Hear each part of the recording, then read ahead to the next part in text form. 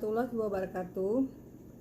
Bapak, Ibu, dan teman-teman sekalian, saya Fitriana dengan nomor NIM SKP.21.02.046, mahasiswa Stikes Mitra Adiguna, Prodi S1 Keperawatan Profesi Nurse.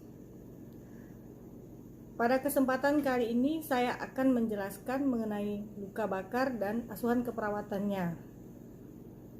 Video ini saya buat untuk memenuhi tugas dari mata kuliah Keperawatan Medikal Bedah, Sistem Muskuloskeletal dan Sistem Persepsi Sensori dengan dosen pengampu yaitu Ibu Nurse Ani Safriani MKep MB.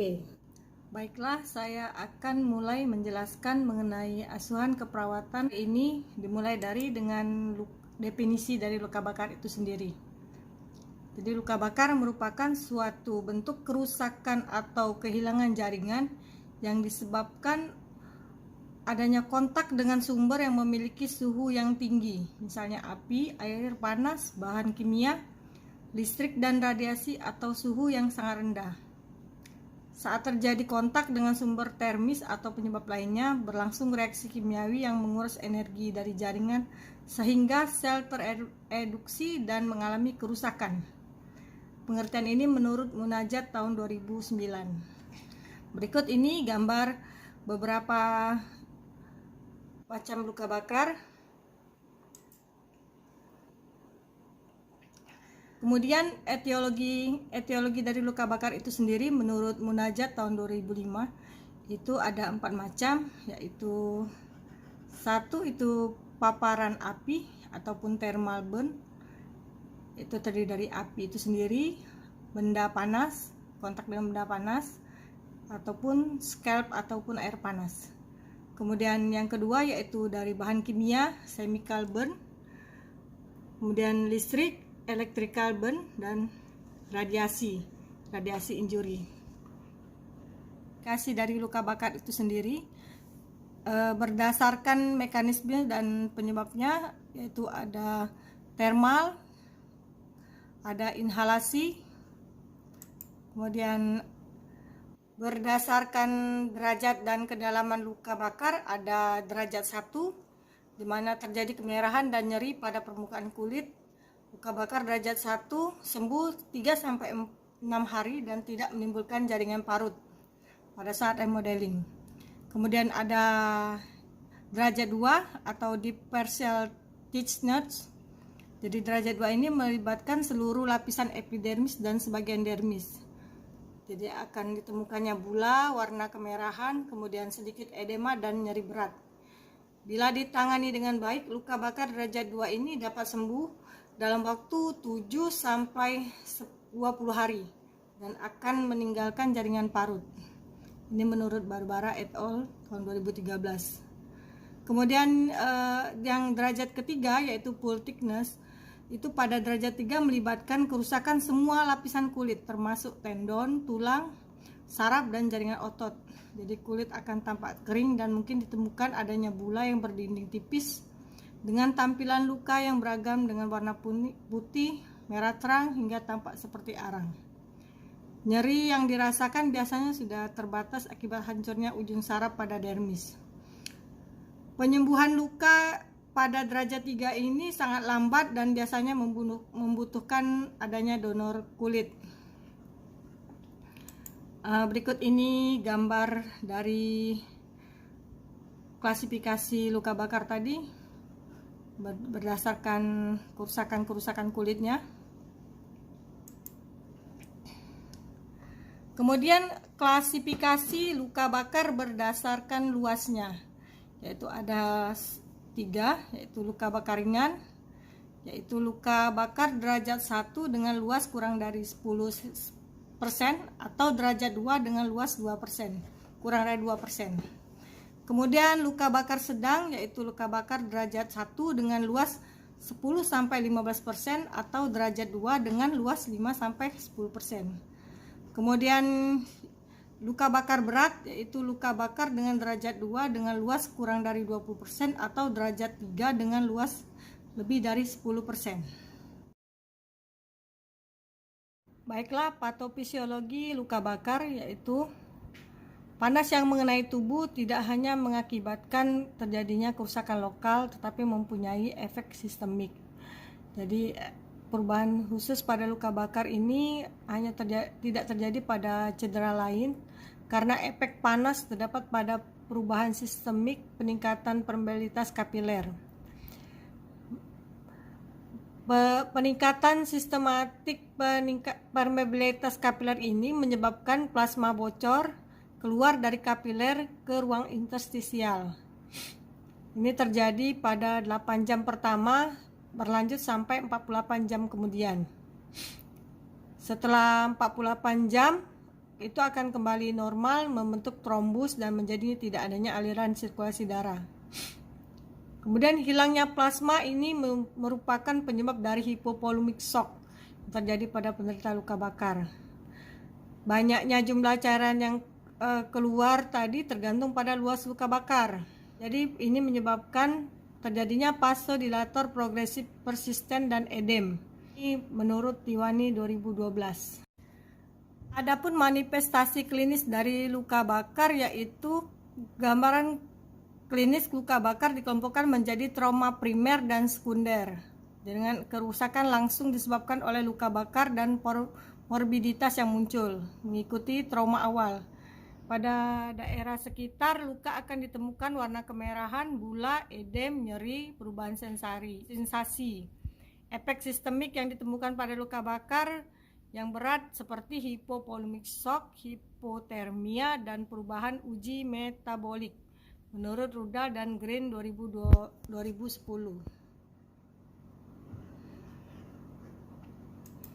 Adapun komplikasi pada luka bakar yaitu yang pertama infeksi, kemudian gangguan pernapasan, 3 hipovolemia, kemudian 4 hipotermia, 5 bekas luka ataupun adanya jaringan parut.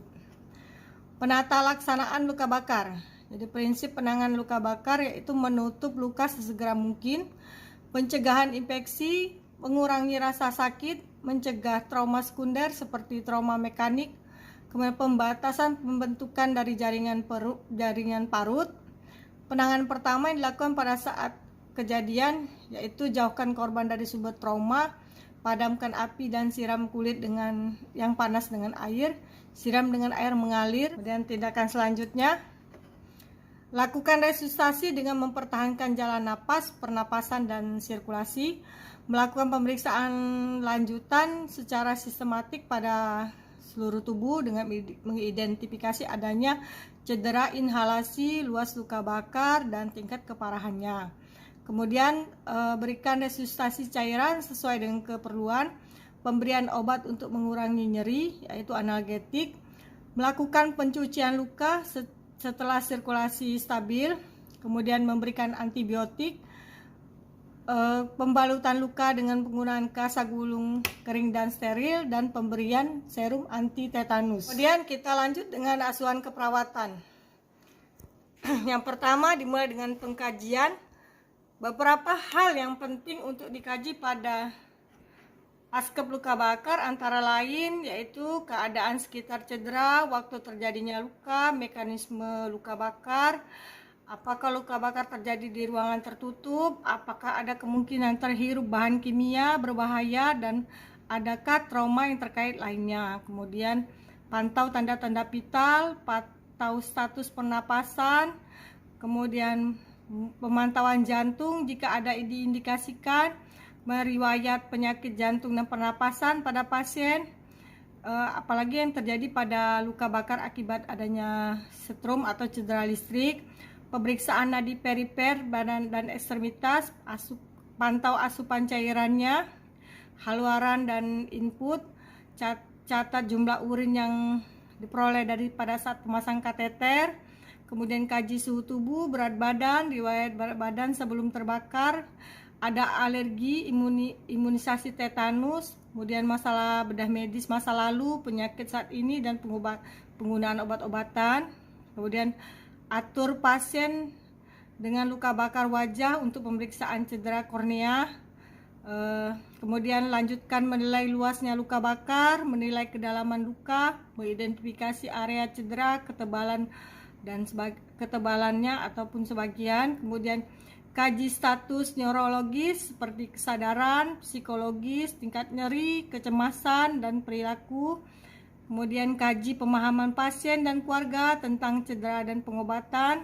Kemudian kaji juga sistem dukungan pasien dan keterampilan coping. Ada fase akut yang perlu kita lakukan, yaitu fase akut ini terjadi dimulai dari 48 sampai 72 jam setelah luka bakar, yaitu perawatan luka bakar, pengendalian nyeri pada prioritas pada tahap ini, fokus pada ada tidaknya perubahan hemodinamik, penyembuhan luka, nyeri, respon psikososial, deteksi dini komplikasi, ukur vital sign sesering mungkin, kaji nadi perifer sesering mungkin, amati asupan cairan dan haluan urin setiap jam. Kemudian pasien dengan cedera inhalasi pantau juga kesadaran, fungsi paru, kemampuan ventilasi secara teratur.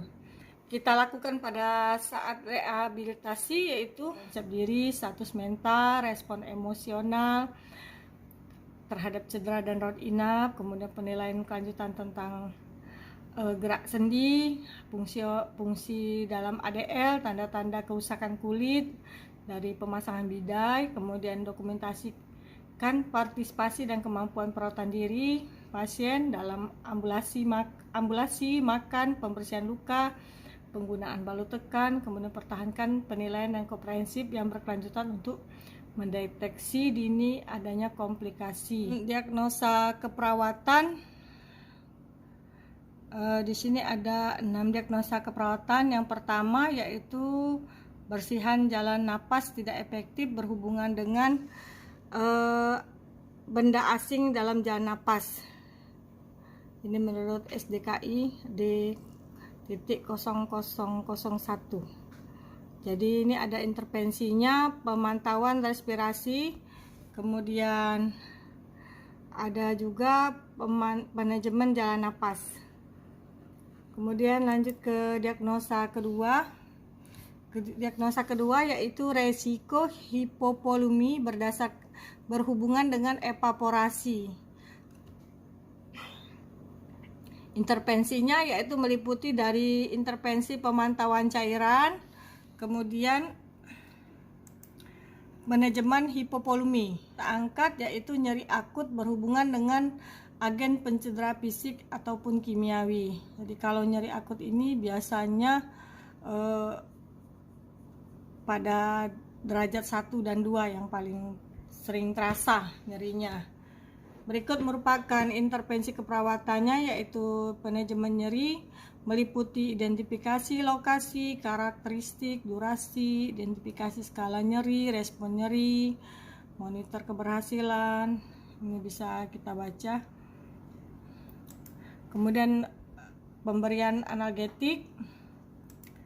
Untuk diagnosa keempat itu yang kita angkat yaitu resiko infeksi berhubungan dengan ketidakadekuatan pertahanan tubuh primer ataupun adanya kerusakan integritas kulit. Jadi intervensinya berupa pencegahan infeksi, meliputi tanda-tanda, monitor tanda dan gejala infeksi lokal, batasi jumlah pengunjung, memberikan perawatan kulit, cuci tangan sebelum sesudah kontak, pertahankan teknik aseptik dan antiseptik, jelaskan tanda gejala infeksi, mengajarkan cara memeriksa luka. Yang kelima, diagnosa yang kelima yaitu gangguan citra tubuh berhubungan dengan perubahan struktur bentuk tubuh akibat adanya luka bakar. Berikut ini ada intervensinya, yaitu meliputi identifikasi harapan citra tubuh, mengidentifikasi budaya, agama, jenis kelamin, berdiskusikan perbedaan penampilan fisik dan lain-lain ya. Diagnosa yang perawatan yang mungkin timbul yaitu ada ansietas, kemudian gangguan nutrisi, gangguan mobilitas fisik, kemudian resiko hipotermia. Baiklah Bapak Ibu, itulah tadi sedikit penjelasan dari saya tentang luka bakar dan asuhan keperawatannya. Semoga penjelasan saya ini bisa bermanfaat bagi kita semua.